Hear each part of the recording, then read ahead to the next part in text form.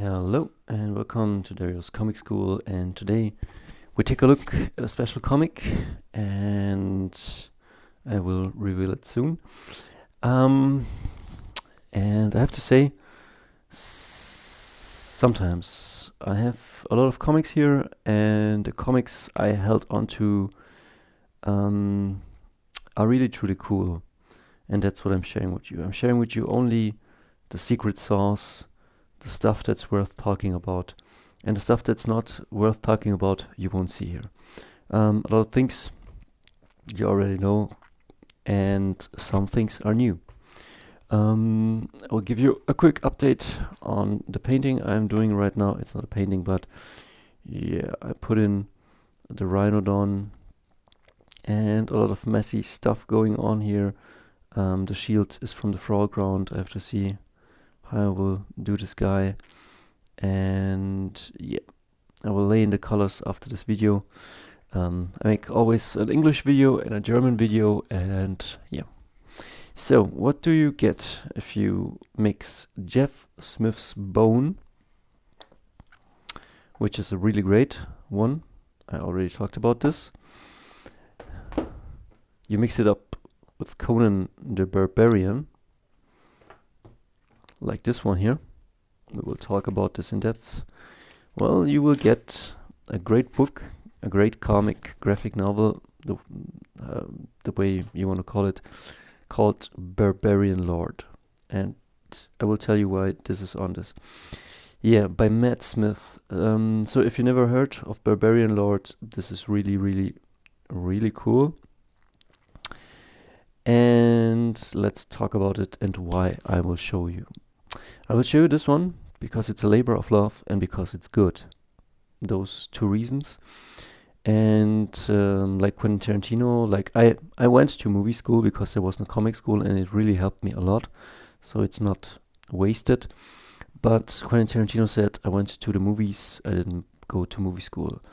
And that is a really good education. So by reading the stuff you love, you kind of take in the things that are important to learn the language and then to speak it yourself one day. And this is absolutely beautiful. I got myself the Barbarian Lord. I don't know where I saw it back in the days, but it's a really thick and cool book. It's really beautifully made, and yeah, it's illustrated really great. I think it takes some things from Mike Mignola, some things, I don't know, from games or Bone. I could be wrong, but yeah, let's look into this, what this is about. So this one is a discarded exemplar from a library, I guess, from September 17, 2014. And I got this cheap, I guess, on eBay or Amazon. This was back in the days when I didn't have that much money, so I was always trying to get the books as cheap as I could. Nowadays, I have a bit more money, so I can lean into quality and just order the thing, and I don't need to have a discarded one or not. And then let's start here. A beautiful woods. We have a Barbarian Lord. Look at these beautiful spears. I wish I could do this as beautiful. But as we see, like, I like this. I could aspire to do this, and I could like steal or be inspired by it.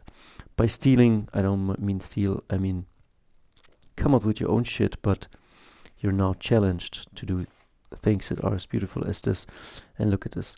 You're already invited. We're 4 minutes in and I'm just rambling, but yeah.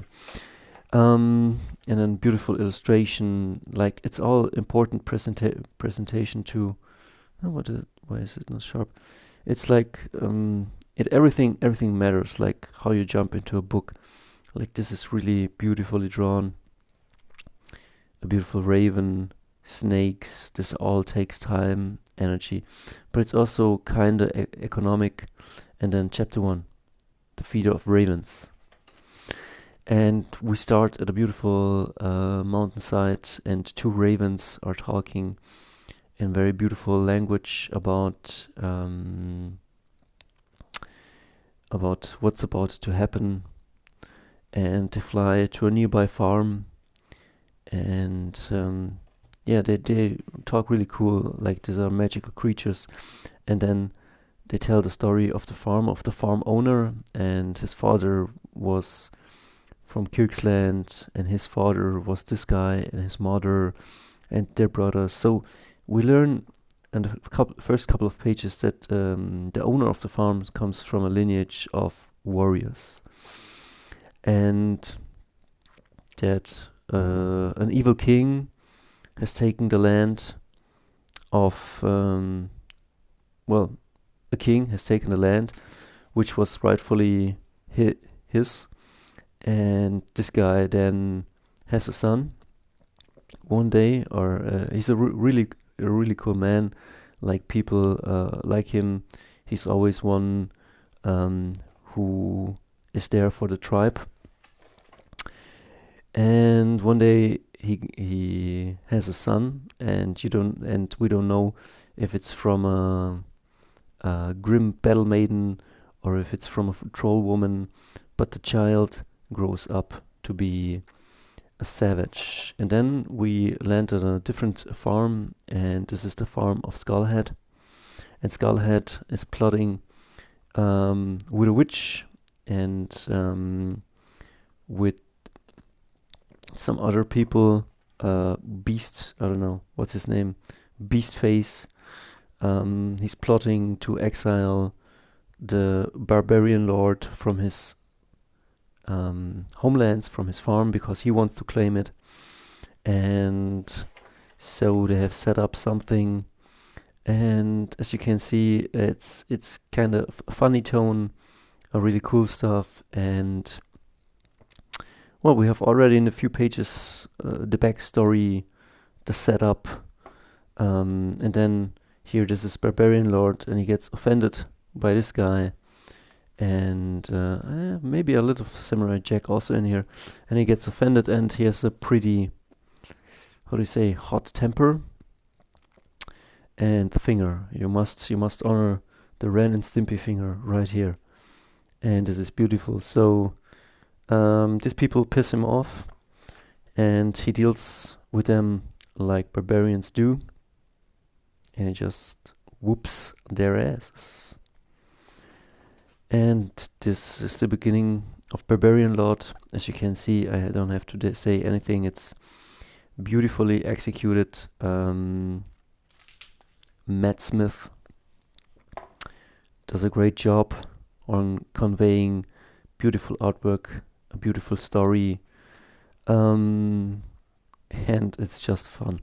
And it gets even more fun. I'm just showing you chapter 1, and here Barbarian Lord gets accused that his temper is not longer bearable, so they want to banish him. And so he speaks up and says that everybody who got their ass whooped deserved it, which is true. But then everybody decides, okay, he must leave. He gets banished for 3 seasons. And so Barbarian Lord gets the plot and does what he always does best. He kicks ass. And he continues to kick ass. But he also sees that that a fight here he wouldn't stand a chance against so many people. So he just takes off, leaves, and comes back to fight another day.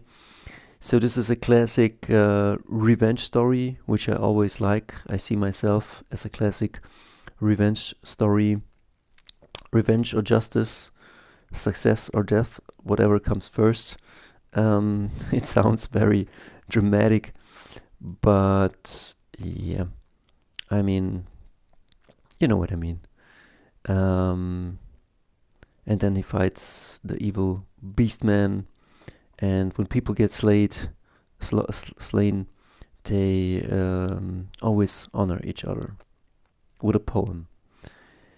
And so Barbarian Lord ventures off into different lands, or in a foreign land. Like, this is the hero's journey, and he embarks on it, and he meets people, and he goes deeper into the lair, and yeah, Skullface is a bit concerned that he escaped, and so the witch says, okay, we have to go deeper to slay Barbarian Lord, and then we're into chapter 2. And I guess I will stop the video here, but know that Barbarian Lord is here to kick some serious ass. That there will be a lot of sword fights here. It's a bit Mignola-esque, I love this. And it's just a very beautiful comic or graphic novel. And yeah, a lot of people get slain, a lot of heads chopped off, a lot of poems told of barbarians, wolves, and skull faces, and it's so much fun.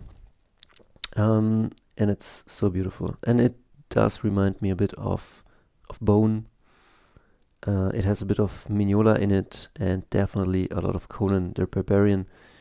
So, yeah, what do I have to say? Get it, search it, give Matt Smith a bit of your money so you can do more of this stuff. We see us.